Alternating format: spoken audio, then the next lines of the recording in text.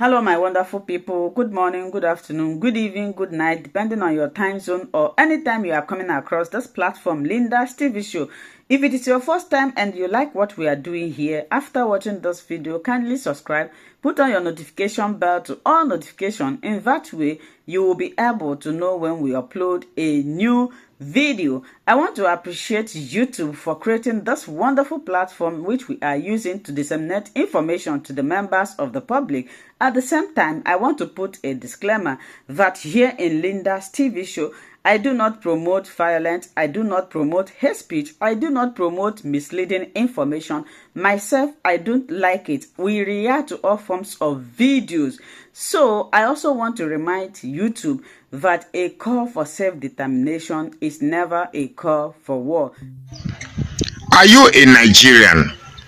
If you are a Nigerian, have you noticed the incessant attacks on Pito?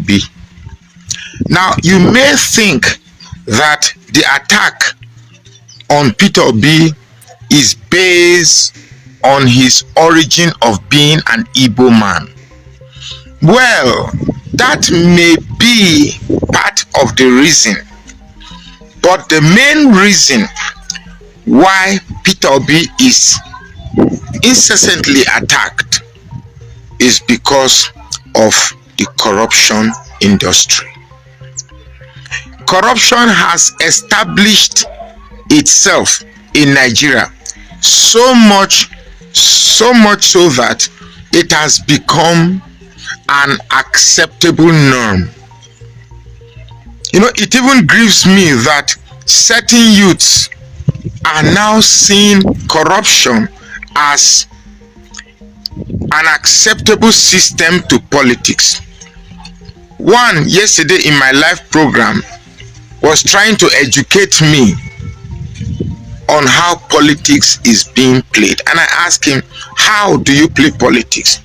And he was trying to, justify the criminality behind what some notable people like Tinubu, who is acclaimed to be a strategist, he was trying to justify the criminalities behind success in politics. Politics may be described as a dirty game, but it is definitely not a criminal enterprise.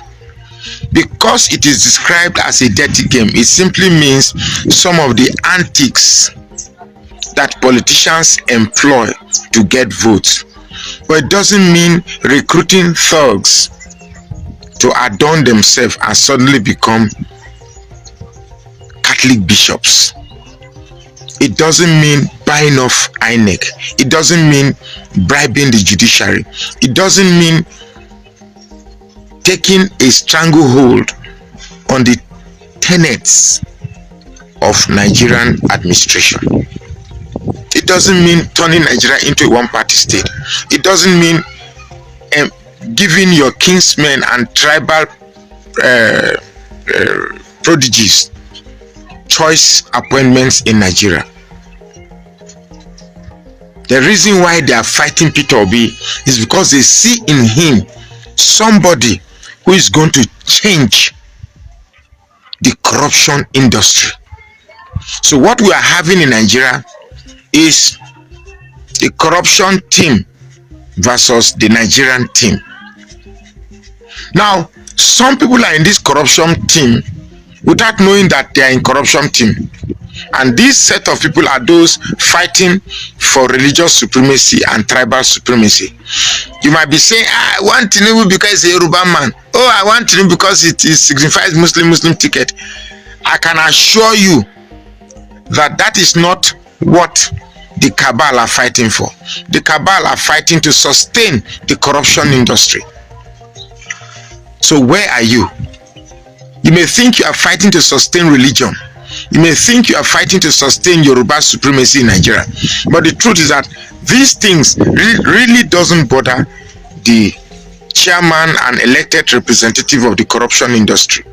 What they really want is that Nigeria remains a place where people can actually loot loot so that they can sustain their lifestyle. I told you in some of my previous videos, I told you about my experience in one of these hotel, Nikon Luxury in Abuja, where a serving senator had two beautiful, long-legged, yellow-looking, pawpaw-like, succulent baby. Went to his room to spend the night, and a cart, C-A-R-T, of wine was rolled down to that room. And I know those wines are expensive, and it's your money they're using to flag off those excess lives. They come back home and say, alcohol. Now them drink alcohol pass. Shame. I am doing these things to educate you. While you think you are fighting for your tribal interest, or you think you are fighting for your religious interest, the truth is that these people you are fighting for, they don't care about your religion. They don't care about your tribe. They just want to sustain the corruption industry. And Pito is a notable hindrance to that corruption industry. So now that you know, where do you belong? To sustain a Nigeria that we can be proud of, or to sustain the corruption industry? The choice is yours. So let's get right into it. As far as the Labour Party is concerned, many would say that the law of diminishing returns has since setting, and there is really no hope of the party coming together again, considering also the many defections that have been witnessed of Labour Party lawmakers to the opposition party. But we saw just days ago your efforts to reconcile both groups. So what's informing this reconciliation move by you? The law of dashed hopes applied to the whole of Nigeria when APC captured the Nigerian state in 2023 again after winning their election in 2015. So I don't quite appreciate the language of diminishing returns on a party that claims to have won the election in 2023, to have rescued Nigeria and give Nigerians true hope. Having made that clarification, leadership is a responsibility, it's a burden, it's a commitment. Leadership requires faith. Leadership requires strength, initiative, capacity, as Pito would say, character, and compassion. All these things came to the fore and they came to play when I rose to the challenge to carry out exactly what leadership should do. Labour Party is not a party to walk away from, not a party to be abandoned or to be ignored. I remind you that to the best of our knowledge, and tens of millions across Nigeria, we won the election. Now, those who were able to capture the Nigerian states so easily, if anything, thanks to the poor efforts of people like me and others who didn't join me in what I called for, it became so easy seeing how they could capture the Nigerian state. What next? Destroy political parties. Because they had destroyed, made the likes of INEC and security agencies to do their biddings in the process of capturing the Nigerian state.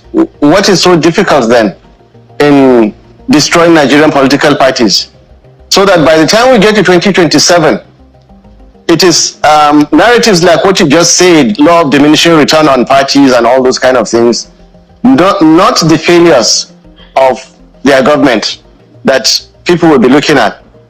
It is more of politics that people will be dazed with, not the indices of governance that people will be reeling from. So I rose to the challenge. Philosophically speaking, it is morally wrong to allow two people continue in their lines of argument or quarrel without applying decency in bringing them to better understanding. Labour Party has been a victim of the captors of Nigerian state, like many other parties have been. So we need sympathies. We need to be tapped on the shoulder that despite all the things that have been done to you and have been done to you, this party is still able to fly its flag. A gentleman like me still remains in the Labour Party to call us together. Our boss, His Excellency Governor Pito, like I told you, has been overwhelmed by similar smaller issues. The demolition of their property in Lagos, his travels around Nigeria, to schools, to Daura, and recently a governor has been on his case, trying to restrict his constitutional and human rights not to visit one of the states. I have to reason with him, and I have to rise to the challenge. It became necessary, the doctrine of necessity. These factions only kind of exist on the pages of the dashed hopes for Nigerian Democrats. They have interfered in our activities. That is what happened. I rose to the challenge, and all right. There's absolutely nothing wrong with that, and everything right in that. All right. Now, whoever again is on a mission to change the meaning of my unambitious, clean actions, they are welcome to do. All they are doing is they are speaking out their fears.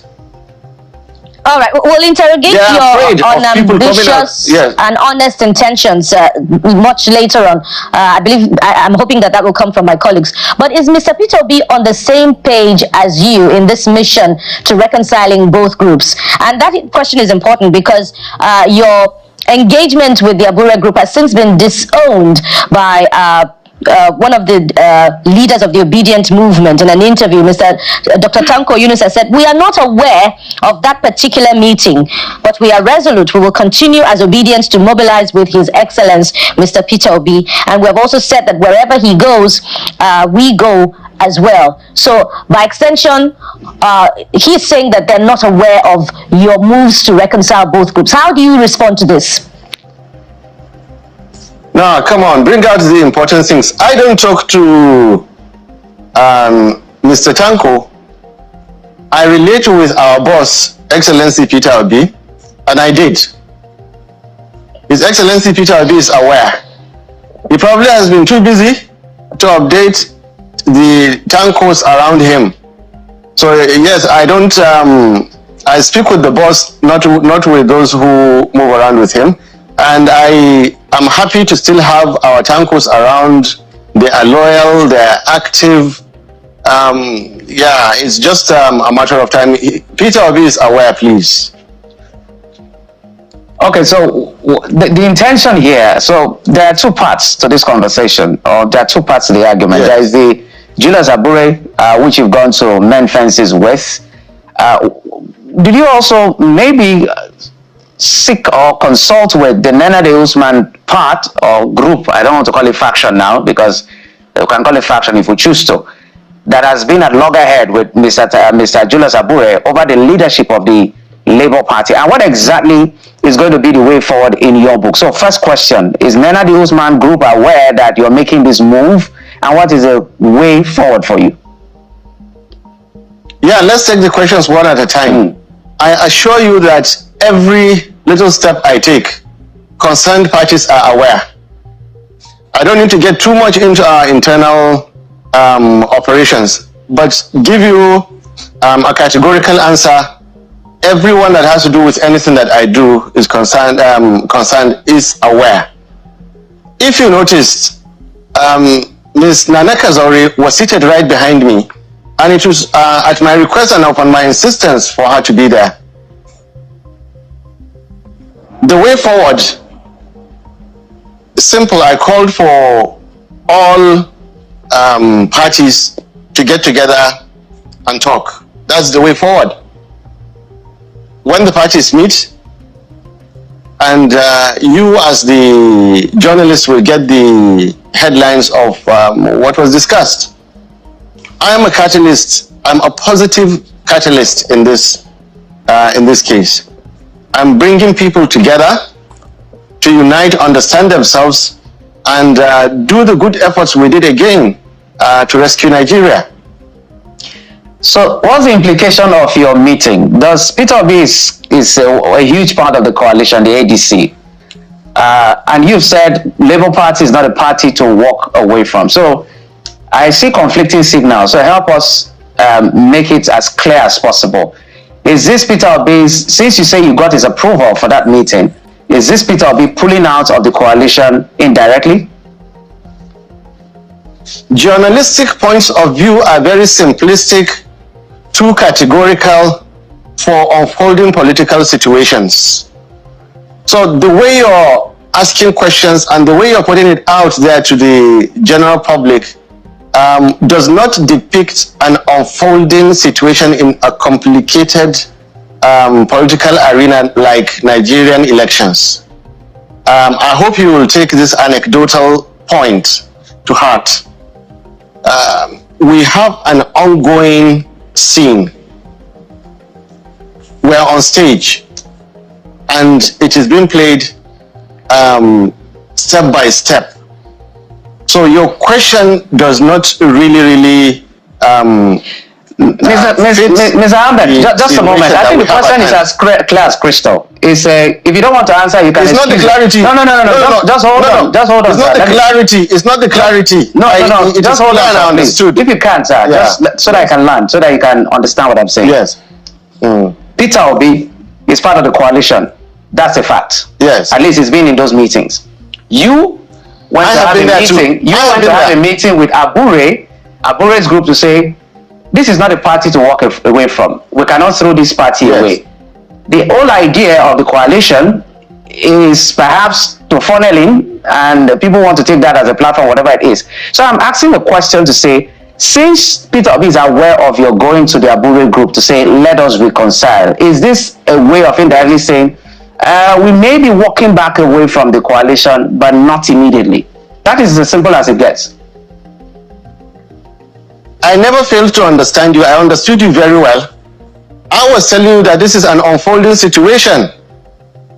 Remember, the coalition is being formed now. So with this principle of unfolding situation, I believe you have your answer. And I'm available. His Excellency Pito Obi is very, very much available to you, like I've made myself available to you to answer you. There is an extent to which I can answer questions on my boss's behalf. That is fair. Okay.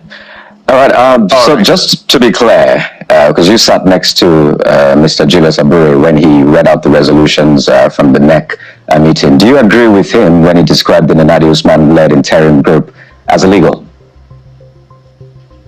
I am a peacemaker, and some journalists have very, very heavy terms that they use. I am still on that peace mission. So if I adopt, even if you answer the question you want me to answer it, you are making me to clean out all the efforts I've been on.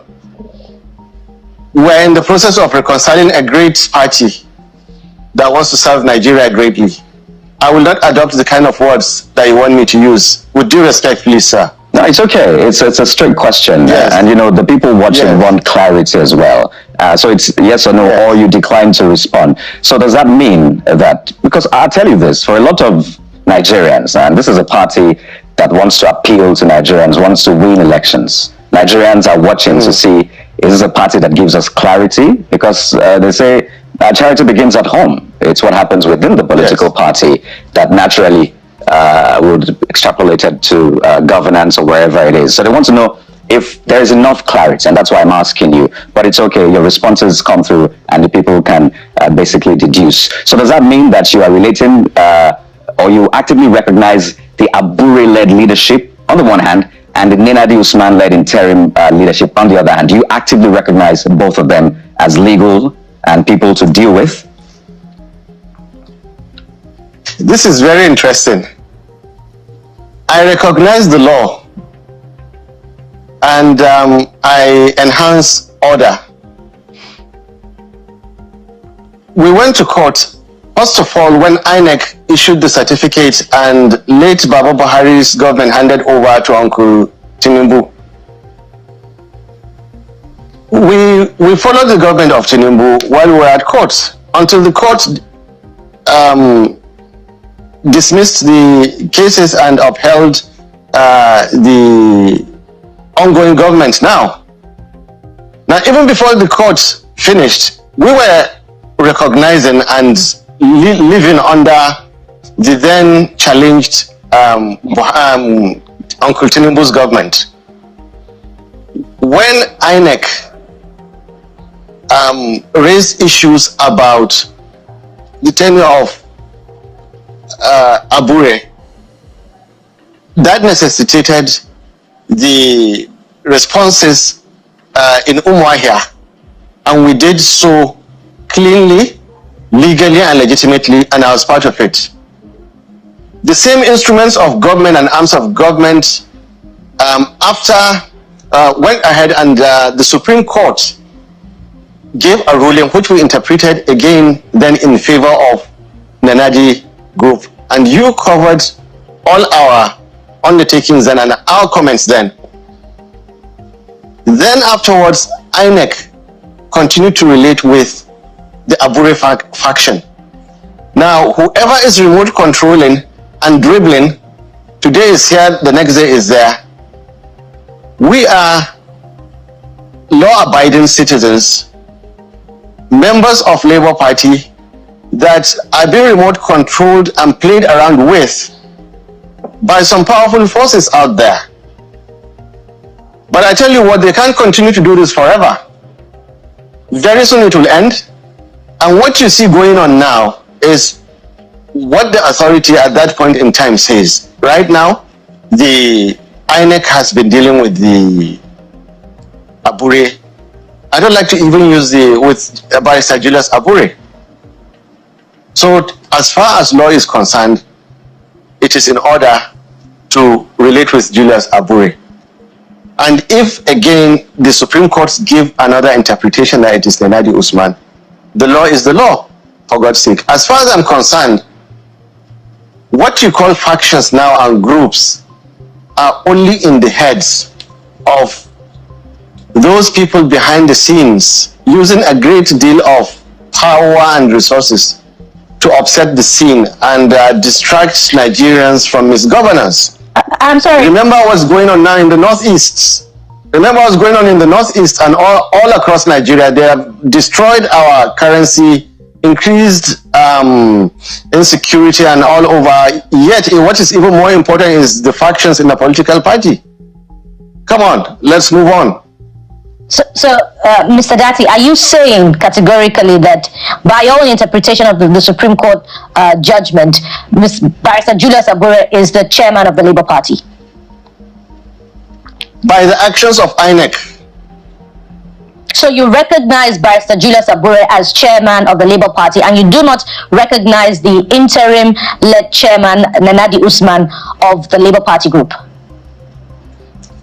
I am a peacemaker, madam.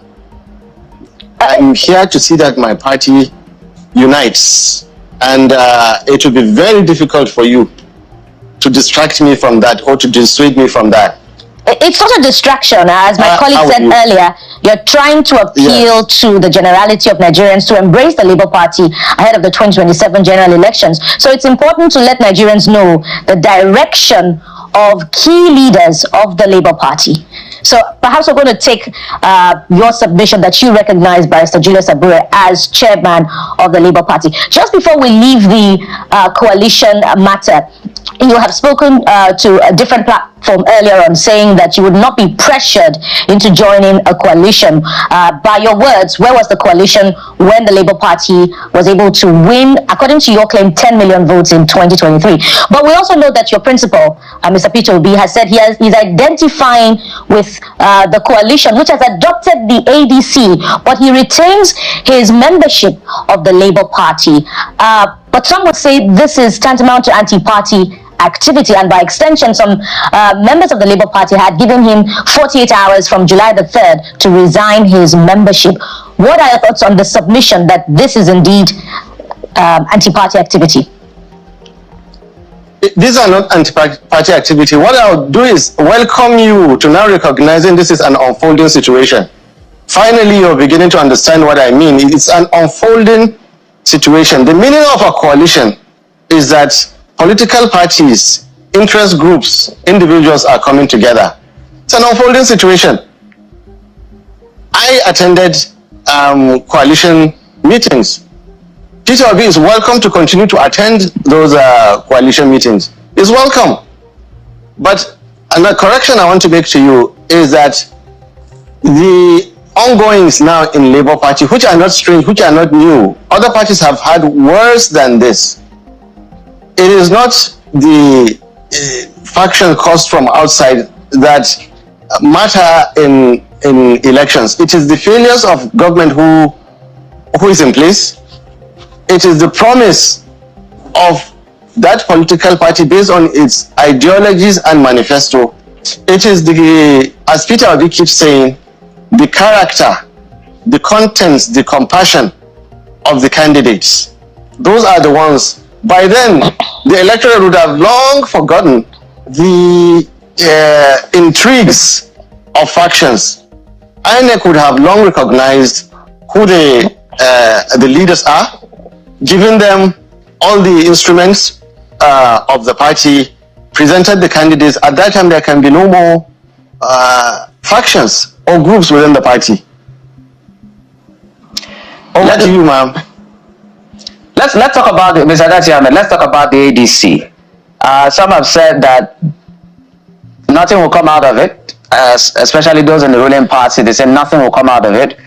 Others have said this is a coalition packaged to realize the ambition of Atiku Abubakar. There are all kinds of description of the ADC. So first, what is your description or characterization of the ADC? And what will be fair in ahead of 2027 in terms of equity and justice? So in clear terms, a lot of people believe that power should stay in the South, whether it's Bola Tinubu or someone else. But they are also saying that Atiku, this is a backdoor for him to get that ticket again. What are the chances of Pito being in the ADC? And how do you characterize the ADC? A word of advice or word of wisdom. Please, my brother, never believe what APC says. Then let me come to your question of ADC. ADC was recently pointed by the coalition as the party adopted. Quite frankly, I'm still trying to understand that ADC. I'm still trying to understand it. So I cannot tell you much about ADC because I am still overwhelmed with efforts to re-energize and refocus my Labour Party that I belong to and I so much believe in. Can you remind me what the last question is, please? You say you're still trying to understand the ADC, but part of my question was to the effect that what would be fair in your own idea? Because I remember. Yes, I remember. I'll answer you. I have no objection, and I welcome the power to still remain in the South. That is why, if you recall, I aspired in 2019 for presidency. In 2023, I served under Excellency Pito as vice. Before then, I tried to contest governorship in Kaduna, and I quit. I very much respect as a reciprocation of what I saw in Port Harcourt 2018. There wasn't a single candidate north of Rivers Niger and Benue. And in 2023, the whole world is witness to the fact that I didn't contest. It's a show of reciprocation, show of respect. Because genuinely, I have seen the Peter Obis, the Wikis, they had the resources, experience, and people to contest, but they restricted themselves against doing it. And that is part of why probably our good friend and boss, ASOR0CK, is doing what he claims not to be doing in the PDP. He is justified to destroy that party if he wants to, because what they did to him was very bad there. To answer your question, there are two key individuals that I have tremendous respect for. One is Peter Obi. He is welcome. I welcome him openly. Labour Party welcomes him to still come and retain the Labour Party ticket and contest in 2027 with or without me. And ADC is welcome to adopt a southern candidate. But at the same time, I pray for a day that Nigerian politics will develop to, will rise to the level that we create new geopolitical regions, and we create new tribes and ethnicities. For example, how about the geopolitical zone of farmers, the tribe of traders, security personnel, medical personnel, importers, exporters, industrialists, youth, and stop talking about north and south, Muslims and Christians. I pray for the day to come. You just saw the change of button from a northern Muslim to a southern. Okay, well, he's a Muslim, but what difference does it make? It is the same failing government that you see. So I pray for that day, and I'm working for that day that we stop looking at each other like a southerner, northerner. Even in the north, you say northeast, northwest. Come on, we rise above that. We want capacity. We want compassion. We want people who will develop Nigeria, leaders that matter, leaders that deliver promises, not who will deliver promise governance and deliver disaster. Right. Well, interestingly, that is what a lot of people who support an Atiku candidacy for 2027 are also saying, that come on, we have to go beyond all of this north-south. If you're a Nigerian, you're a Nigerian. There's nothing in the constitution that says you can't run for office. So they say, for that reason, let him run. In fact, if the coalition adopts him, all well and good. So why not that day start from now, Mr. Baba Akbar? Since you say you look forward to that day. Yes. Sorry, can you, the last part of your question, please? Yeah, so why not start from now? If you say you look forward to that day, when will that day be? Can't it start from right away because you say you don't mind? Yeah, I've started. I'm making efforts to unite Labour Party. No, I mean, what I mean, pardon me. But listen, no, I'm not sure we have started. Okay, I'm not sure you got that part well. What I mean is, would it then be okay, based on your vision, your hope, to have a northern candidate for the coalition for 2027? My answer to you is, I'm a northerner, I'm a Muslim, and I have worked for Southern Christian, and I'm still doing. That's my answer to you. No, my question is, would it be okay? So, I mean, would it be okay? Yes. Would it be okay? No. Oh, perhaps you didn't get my question well. I get your question, but what I'm struggling with is how categorical. I'm a categorical person by nature. Exactly. We know you to go straight. But right now, to those issues. Yeah, you don't know. This is no. This is as straight as I can be, because it also borders on the constitutional rights of individuals. Well, Mr. Baba, I cannot sweep that away. I cannot sweep that away right now. But I have categorically answered you that, as it were now, I am welcoming the unspoken understanding in our politics that rotates between the north and the south, between Muslims and Christians. I recognize it. I have worked on it. I'm still working on it. So we're not at that point yet. And it's interesting. I mean, looking through some of the comments online, a lot of people say your demeanor is quite different. You know, you're much calmer. But you said you're a peacemaker. That's how you described yourself. In fact, some are commenting at you calling the president Uncle Tinubu. But that's just by the way, so you know how people are responding to this conversation. I want you to speak to one important conversation that has been on, and I'm sure you've been following it. Just yesterday, the FCT minister was in Edo State, and he supported Governor Monday Okpebholo's statement saying if Mr. Pito wants to visit, he's advising that he informs him as the chief security officer of the state. In fact, the FCT minister talked about when Mr. Pito visited Rivers State and of course during your campaigns, how he gave buses, how he was informed on the one hand, and he gave buses and all of that. And so, you know what, don't let's politic this. That is what is meant to be done so that the governor is able to provide security for such a high profile person as Mr. Pito. Do you support the FCT minister's statement on this one? I would like to please take an apology of you, because in the presence of what is happening in the Northeast, I can really not bring myself down to what minister or governor are saying about the movement of a free citizen. Those things are not important. I'm overwhelmed by very important national governance issues. And I beg not to be dragged into those kind of very silly, minor, inconsequential things. You and I have better things to do.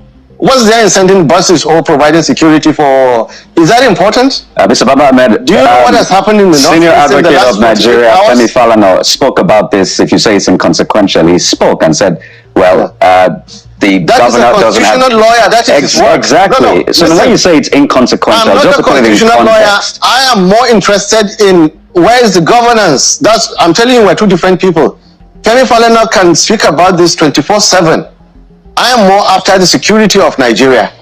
That borders on security, Mr. Baba Ahmed. That borders on security. So we have different... The free movement of a Nigerian citizen, whether or not what the protocol, it borders on security. In fact, if you had caught the conversation which we had with the commissioner and what the governor even said, he was speaking to security issues. But it's okay if you say you don't want to get involved. But the inconsequential bit is a part I wanted to put in context. No, get my point. I am saying that the person you're interviewing is different from Femi Falana, who's a constitutional lawyer. We have different competencies, we have different focus.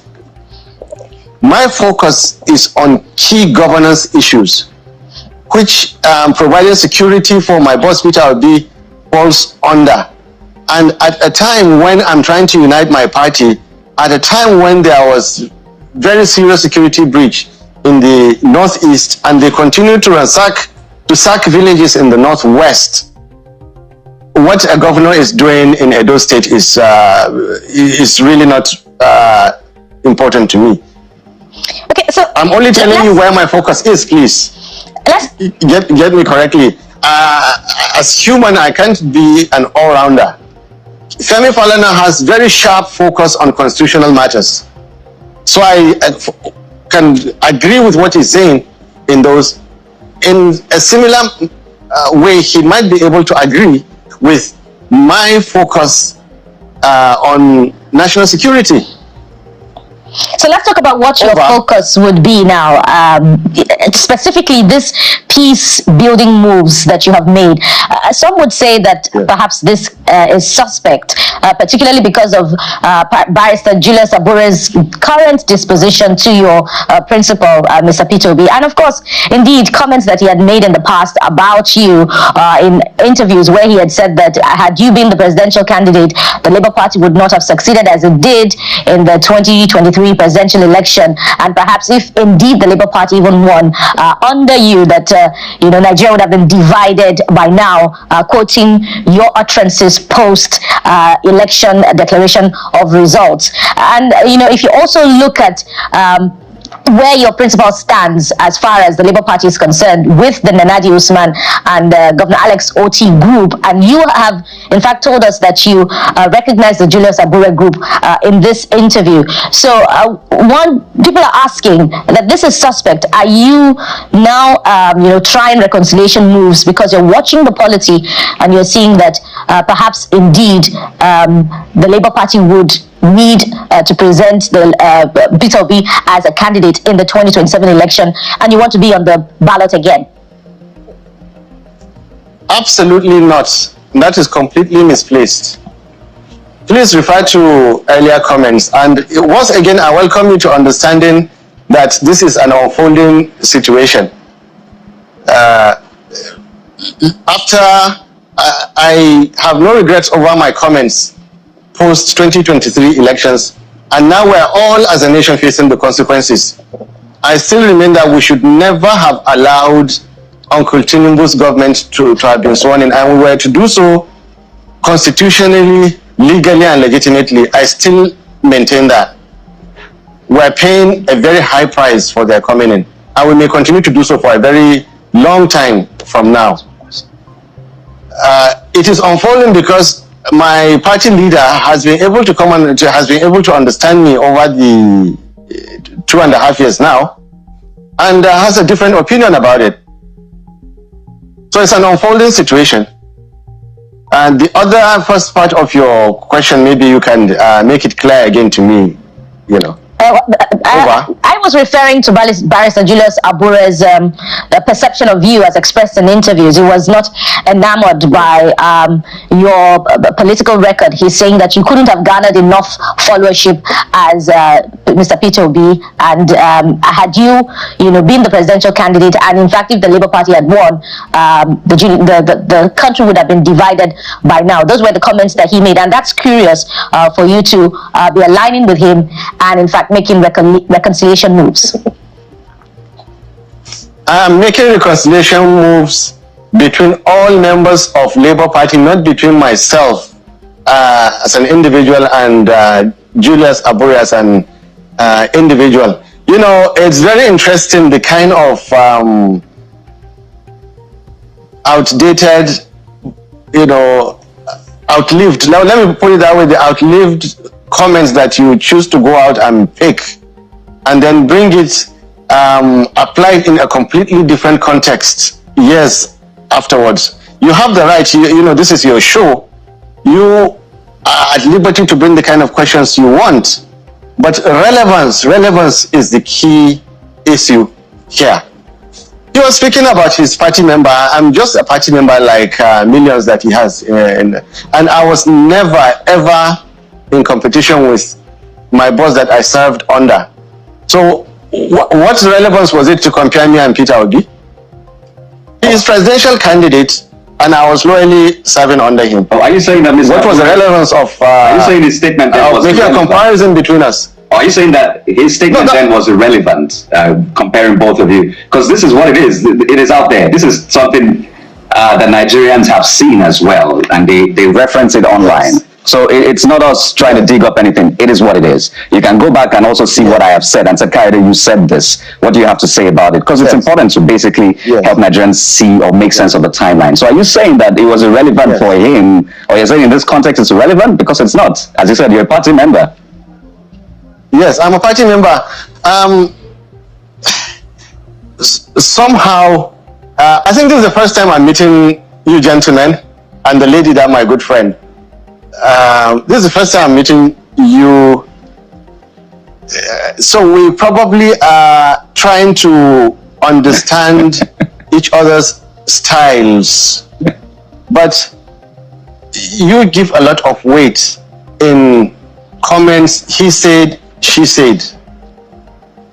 I am more of a little bigger, a little more capital issues that we have no shortage of here. So we need to be able, while this interview is going on, just try to pair up. I want to pair up with you in discussing more of the capital issues than he says, she says. the context of this conversation, which we discussed with you, Yes. obviously is from your visits to the NEC meeting held by the ASOR0CK group. So that is the context. It's about your party, the Labour Party, coalition. So nothing is going out of context here. But it's okay. I understand what you mean. In interviews like this, almost like a mental warfare, a warfare of the mind. You're wondering, what does this question mean? But believe me, Mr. Dati Baba Ahmed, our questions are from a good place, just to help Nigerians understand what is playing out in your party, particularly. Mr. Baba Ahmed, and just as we begin to wind down, I'm very, very curious. I'm more interested in alternative ideas, not just an opposition. So, in closing, walk us through, maybe in 1 minute. Bola Tinubu is a neoliberal capitalist with his policy direction. He's taking out all the subsidies, or partly some subsidies, and they said that is the only way forward, given where he came from, what he inherited from, God rest his soul, Muhammadu Buhari. When you say the country would have been better under Pito, what exactly do you mean? Uncle Tinubu is a tax collector, so he is more after the capacity to collect more and collect more and collect more. Excellency Peter Obi is on the side of spend more carefully, spend more intelligently, spend wisely. And when you're collecting, also collect in such a way that you do not hurt your citizens. You don't destroy businesses. This is a key difference from Peter Obi-led government and Uncle Tinubu's government. I hope I put it in a very summarized way, sir. Well, we don't have any more time. We're totally out of time. I would have probed even further because that's a generic statement that was made. I wanted a bit of more. Give me 1 minute. I would have loved a bit of more clear policy direction. It doesn't speak to policy direction, but maybe we'll bring you back and talk about clear policy direction. Prudence. I spoke to you about spending. Peter Obi will never buy that jet. I will beg him. He will never buy that jet. He will never buy the yacht. All those billions spent on repairing the vice presidential lodge, it will never happen. Will never happen.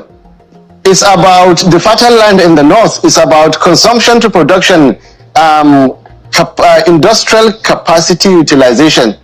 Many industries are now would have been at full capacity and expanding. All right. That's as much as I can say in the 1 minute you gave me. All right. But we'll never have bought that jet. You've done very well in summarizing, Mr. Dati. Although Mr. Pito has not been tested, so we won't know whether he would not do those things that you said that he would not do. But by all means... No, ma'am, he was tested. He was tested in Anambra State. As a president, that's what I mean. As a president, that's what I mean. And then on two different levels. But we must anchor at this point. You can infer. And thank you very much. We'll definitely bring you back, sir. Thank you very much, Mr. Yusuf Dati Baba Ahmed, Vice Presidential Candidate of the Labour Party in the 2023 election. Thank you so much for coming through on this one. My pleasure, madam. Really nice to meet you people for the first time. Same here on the side of the divide. We'll have the conversation. My head is hot because of your questions. We apologize, but we will not repent. Thank you so much, my wonderful viewers, for watching this video together with me from the beginning to the end. Like I said before, if you like what you see here, if you like what I do in this platform, as you have finished watching this video, please hit that red button that says subscribe and put on your notification bell to all notification. In that way, you'll be able to know when I upload a new video. Share my videos, leave your comments in the comment section constructively. Until I meet your way again in my next video, I still remain your Linda's TV show. Bye-bye.